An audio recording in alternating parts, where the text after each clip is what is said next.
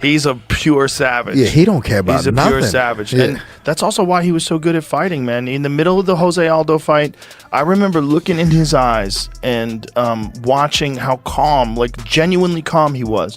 I'm like, this guy just, and Dana said it best, he's like, he eats pressure. He just eats it. He likes it. He wants it to be chaos. It's got a guy say Interesting that in the time where that low calf kick is coming to prominence, and this is also the time when Conor started moving away from the sport, took time off, fought boxing, then came back and had the fight with Khabib, and then came back and had the fight with Cowboy. The calf kick was never in play in any of his fights. But if you look at him stylistically, and this is one of the things, I love DC's detail that he does on ESPN. It's amazing. But when he broke down Conor's heavy weight on the right leg, he leans in like this all the time. It's such a big weapon.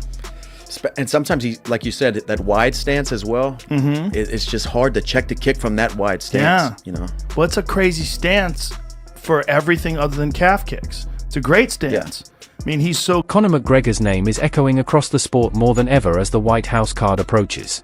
Callouts are stacking up, contenders are circling, and even the experts are split on what this historic event will become. One thing is certain, if the lights go on, McGregor will be at the center of it all. Everything else is just opportunity, speculation, and chaos waiting to collide. As of right here, right now, Gaethje McGregor is still on the table. And I think that should be pulled. I do not believe that Conor should walk into a title fight, but moreover, I will tell you, and Conor will too, he's not going to 155. Now, the promotion does not yet have that through their head. They are still pushing for Conor and 155.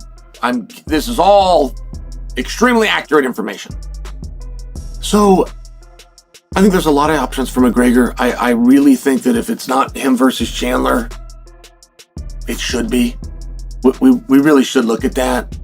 We fans were promised a certain fight. We fans have been pretty... One name keeps pulling everyone into orbit, even while the picture remains unclear. Mauricio Ruffy didn't shy away from the White House card, despite Conor McGregor's looming shadow.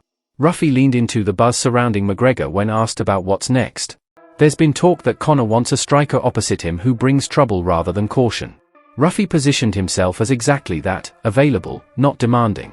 He made it clear that he's ready to take center stage and let the UFC decide if McGregor is looking for a matchup that will truly entertain. With who? If you're gonna fight with Cowboy Cerrone, you're gonna look good. You're gonna be like lion. But if you're gonna fight like guys who on the top, who really best in the world, like Dustin Poirier, like this fight gonna show your level. Okay, fight with Cowboy or like these fights, be lion and that's it, make money. This is smart. But if you wanna become champion, if you wanna fight like Beneil, Islam, Charles, Dustin Poirier, Justin Gaethje, these guys lions, These guys gonna show you. And rising contenders aren't the only ones who carry that confidence. When Conor McGregor's name is mentioned, even champions start doing the math. Ilia Topuria was blunt, there's no reason to turn down a fight offer from McGregor. It's about scale, not competition. A bout with Conor means history, spotlight, and numbers that can redefine a career. Topuria stated that he's ready to take the call if it comes. What's next, Mauricio? O que é o próximo? O que é o que vem agora pra você? Eu pedi Paddy Pimblett na Casa Branca, talvez Conor McGregor tá querendo lutar também. Eu vi na internet rumores que ele acha melhor lutar contra mim, que sou um bom striker e que vai dar show pra galera, do que contra o Michael Chandler, que vem só de derrotas. E eu tô aqui, eu sou trabalhador do UFC, o que o UFC colocar, eu tô pronto. Yeah, I work for UFC, but of course I want to fight on White House, maybe with Paddy Pimblett or maybe Conor. I saw something about Conor saying that it's good to fight with me than Michael Chandler. So yeah, but I'm a UFC, so whatever they... Joe Rogan made Conor McGregor's demand clear. Despite his current standing, McGregor's appeal hasn't faded. His value remains intact, even though he is no longer the sole figure at the top of the skill rankings. McGregor continues to draw more attention than anyone else in the sport and consistently guarantees millions of viewers. That kind of magnetic pull is rare in an era when stars rise and fall quickly, which is exactly why his name keeps coming up in discussions about the White House card. Still guarantees that many eyeballs will go to see him. It just... That would be a great one. But what excites me more is the fight with Paddy. Really? Yeah, that fight excites me even more. And if they could put that fight in. Joe Rogan also highlighted why Conor McGregor's influence goes beyond wins and losses. Alongside Chael Sonnen, he described McGregor as one of the few fighters who truly rewired the business itself. His blueprint wasn't just about fighting, it was about creating noise, showing personality, and saying outrageous things loud enough that no one could look away. That attention turned into leverage, and that leverage turned into money. Whether people love or hate the approach, Rogan's point was clear. For some fighters, it isn't mere trash talk, it's strategy, and McGregor perfected it. I feel like there's a couple guys who kind of changed the game. One of them was Chael Sonnen, and another one is Conor McGregor. Yeah. And part of the way they changed the game was talking mad shit and getting a lot of people to pay attention to them. Yeah. And Which, cool, you know? Like, it got them a lot of attention, it got them a lot of money, but like, and if that's what makes them happy, cool. You know, like, I think some people think it's a good business. Khabib Nurmagomedov didn't hold back when discussing Conor McGregor's return. He argued that the damage McGregor has absorbed, especially to his legs, isn't something you ever fully recover from. Combine that with years of lost hunger, and Khabib believes the conclusion is simple: prime only comes once. After that, no comeback can truly recreate it. Once you've reached the peak, the decline is inevitable. Gotta show us. When you take like this damage, you're never gonna be same. Never, ever. Okay, if we talk about Conor, okay, like last couple years he's not hungry, and now what happened with his legs? Like, never ever, never people come back, and never gonna be people on the same prime twice. Prime come only one time. You're gonna be on prime. Khabib Nurmagomedov tied it directly to the White House card, framing it as more than just a spectacle. Fighting someone like Donald "Cowboy" Cerrone might make Conor McGregor look flashy and sell tickets, but the real question is whether he can still hang with the elite, fighters like Dustin Poirier, Islam Makhachev, Charles Oliveira, or Justin Gaethje. For Khabib, the White House stage isn't about spotlight or money. It's a test of whether McGregor's prime is truly gone or if he can still compete at the highest level. In his view, the matchup will determine whether Conor remains a true contender or is simply a headline. Down. It depends you fight with who. If you're gonna fight with Cowboy Cerrone, you're gonna look good. You're gonna be like lion. But if you're gonna fight like guys who on the top, who really best in the world, like Dustin Poirier, like this fight gonna show your level. You know, okay, fight with Cowboy or like these fights, be lion and that's it. Make money. This is smart. But if you want to become champion, if you want to fight like Beneil, Islam, Charles, Dustin Poirier, Justin Gaethje, these guys lions, you know. These guys gonna show your level. Khabib Nurmagomedov questioned whether Conor McGregor still has the hunger to compete at the highest level, and McGregor insists the answer is yes, and then some. Ahead of the White House card, he framed his return as more than just another fight. It's a personal mission driven by faith and reflection. The fire that once fueled him, he says, isn't just back, it's stronger. After taking time to look inward and recalibrate, McGregor claims he's returning sharper, more focused, and ready to prove he still belongs on the biggest stages. For him, the White House card isn't just an event, it's the proving ground for this new, relentless version of himself. That dictates my journey and all of our journeys, and I live my life by God's word. And since around that time that you mentioned at the last event, I've engaged on a spiritual journey, and I'm saved, I am healed, and you know, on the back of that, the world is in for a treat. The world is in for a treat. My competitive spark that was once in my heart is now a roaring blaze. So I'm very excited. You know, I envy these men up here on this dais. They're right about to make weight, and they're to go in and enjoy and entertain and do what they were called to do, as am I called to do it. And you know, I'm eager to get back. And right now I had to dial myself in and go inward, and that I done. And I'm very, very excited to come back. Building on Conor McGregor's promise of a sharper, more focused return, Chael Sonnen added his perspective on who McGregor could face on the White House card. He framed a potential matchup with Justin Gaethje as almost a gift, a smart pairing that makes sense for both the spectacle and each fighter's trajectory. However, Sonnen cautioned that nothing is ever guaranteed once the cage door closes.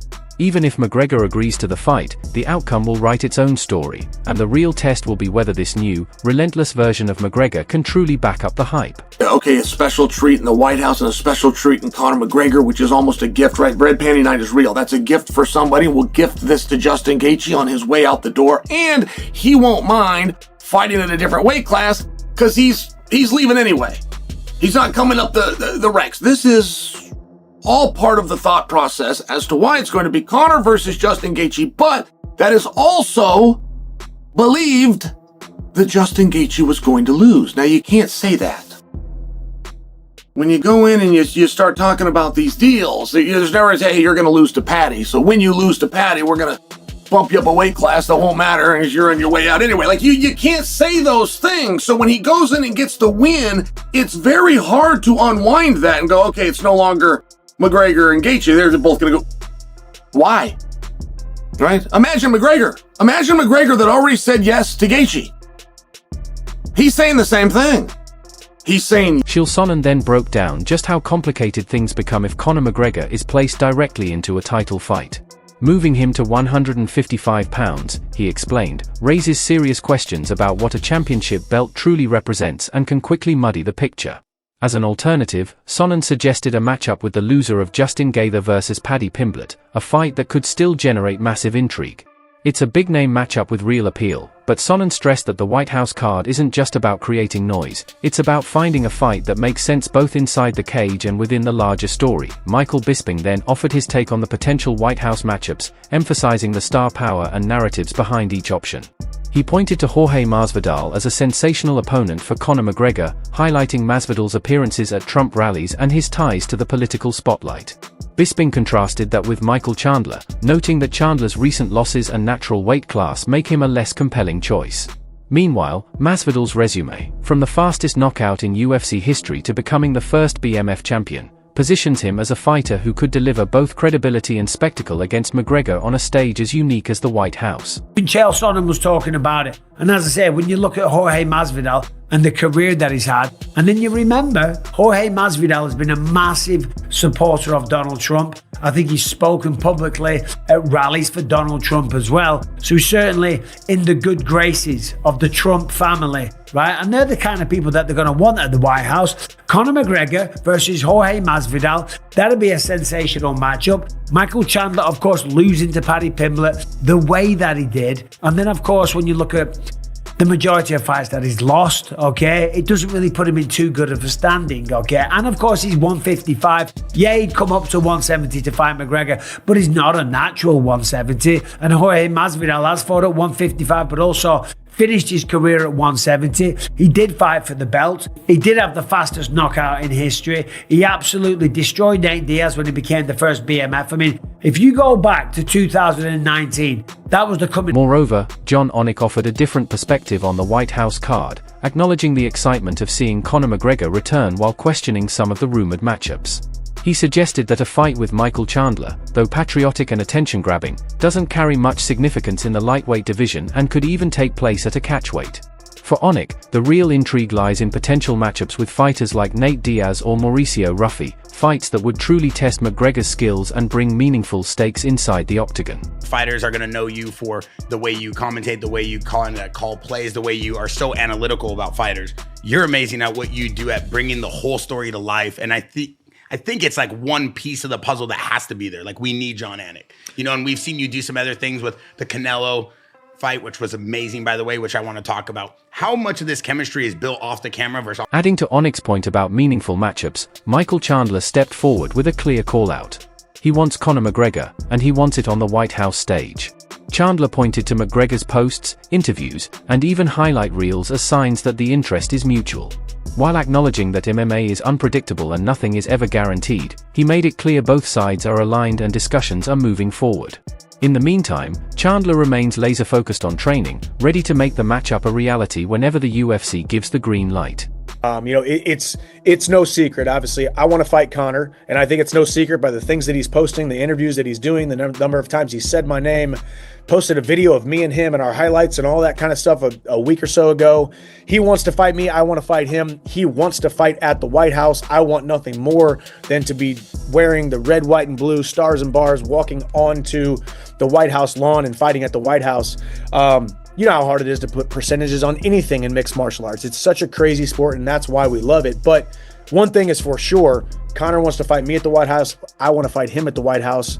And conversations are being had. I think things are moving in that direction, but we're never going to know when this thing's going to be announced. So we will see. All I know is I'm going to start training here very soon, like laser focused on June, whatever it is. And they're going to keep holding the cards close to their chest as they always do, trying to keep things a secret. We want to hear from you. Which matchup makes the most sense for Conor McGregor on the White House card? Michael Chandler, Jorge Masvidal, Mauricio Ruffy, or someone else entirely? Share your thoughts in the comments and join the conversation. And if you haven't already, hit that subscribe button so you don't miss any of our fight breakdowns, insider analysis, and updates as this historic card approaches.